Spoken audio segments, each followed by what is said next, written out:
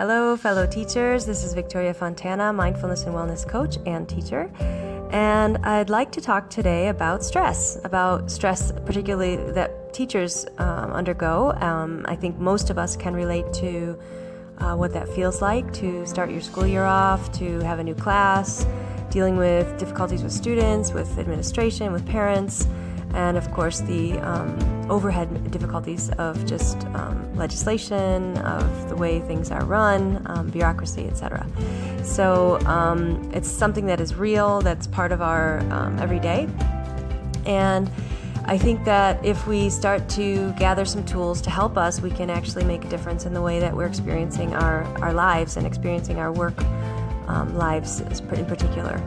So my proposal is mindfulness. My proposal here today is to stop and take a look at what's going on around you, learn to develop a skill that will help you throughout the rest of the years that you're teaching or whatever you decide to do in your life, and to take the reins of your well-being. It's not easy. This is not a panacea, a cure-all for everything, and being mindful is not going to take away students that have difficulties or take away administration that doesn't understand or parents that are complaining or any of that. It's all going to still be there, unfortunately. But maybe we can relate differently to how that affects us. So first things first is to know what your values are, what is important to you, and to keep those in the forefront at all times. And then secondly, develop some skills to help you deal with the rocky roads that might be lying ahead. One of the skills I mentioned before is mindfulness. Mindfulness is a technique that you can use to become aware of what's going on inside your body, inside your emotions, and your thoughts at all times. It's practiced both two ways. We practice through meditation, which is when you sit down, we call that the formal practice, where you sit down to purposefully meditate. And this would be like when you make your students do exercises over and over again to do their homework, where you're practicing a skill over and over again. So in a meditation, what we're doing is practicing the skill of redirecting our attention over and over again, at least in a certain type of meditation. And we focus on one object, like for example, you can focus on your breath. And when your thoughts go in a direction, take you away from the breath, that's okay, that's normal, that's going to happen. The point is not to not think, but it's to just redirect your thoughts or your attention back to your breath. So you have one anchor, which is your breath. You have a place to go, and then you have something that will happen along the way, which is you'll get distracted, or your thoughts will go in a direction, or you'll hear something.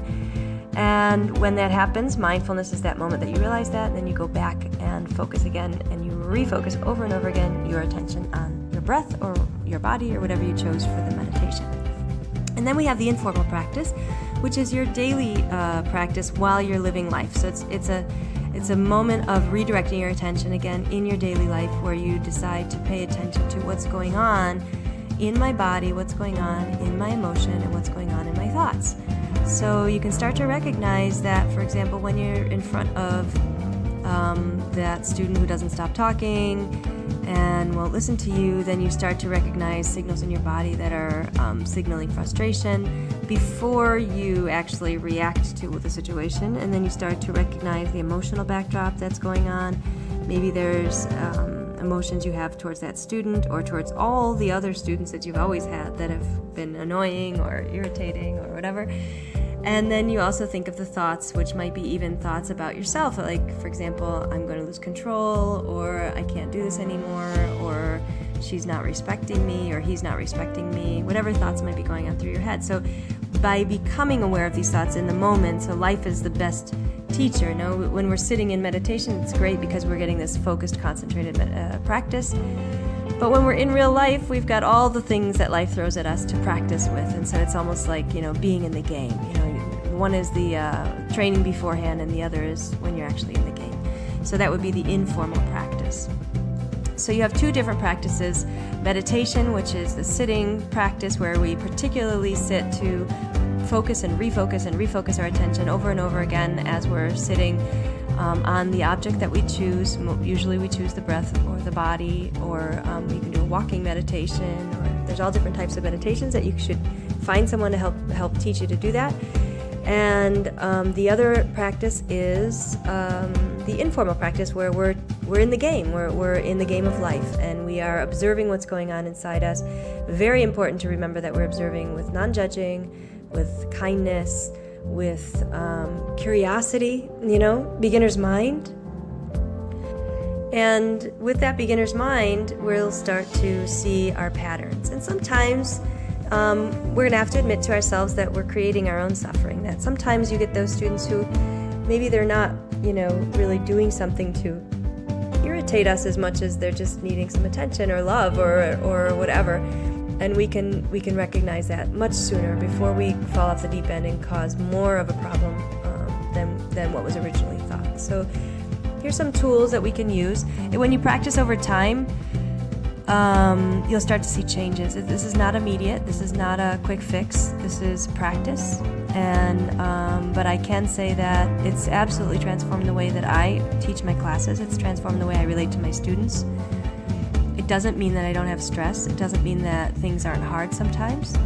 But it does definitely make a difference in the way that I experience my whole life. So just to review, number one, get our values straight, know what's important to us, and honor them. Honor them, make time for family, make time for ourselves. It's really easy to get lost in the school year and just the never-ending process of, preparation, correction, plus all the other stuff. Then take on a practice or an activity like mindfulness that can help you deal with stress, that can help you deal with the way that you are handling your life, the way that you're perceiving everything that's coming at you, so that you can be as healthy as possible, you can be as strong as possible, and resilient to the stressors that come every day with teaching. I hope this has been helpful. I hope this has given you a step towards something that you can do to make your life easier, to make your life more fulfilled, less stressful, and maybe even just enjoy the job a little more, just enjoy everything that's good about the job a little bit more. I am offering my services as well. Of course, here's the little advertisement at the end, but if you're interested in mindfulness classes, or you're interested in mindfulness and wellness coaching, which we can do on an individual level or in groups, please feel free to contact me. It's victoria@mindgazing.com, victoria@mindgazing.com. And my website is www.mindgazing.com. Find me on Facebook and on Twitter. And it's been a pleasure. I hope that this has been useful for you. Thank you for spending these almost 8 minutes with me. I appreciate it, and I wish you the best of a wonderful and stress-free school year.